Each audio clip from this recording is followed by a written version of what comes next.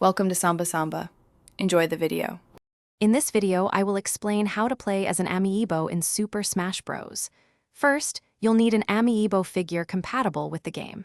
Once you have one, navigate to the Games and More section from the main menu.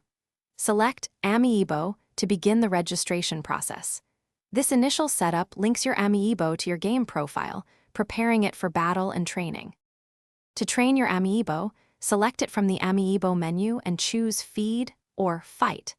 Fighting against your Amiibo is the primary way it learns. The more you battle it, the more it adapts to your strategies and improves its own skills. Consider using different characters and stages to give your Amiibo a well-rounded education. Remember, it learns by observing your actions. Once your Amiibo is trained, you can bring it into regular Smash battles. Simply select an empty character slot and scan your Amiibo.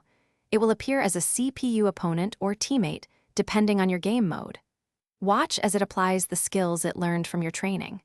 Amiibo can become formidable opponents or reliable allies, showcasing their unique fighting styles.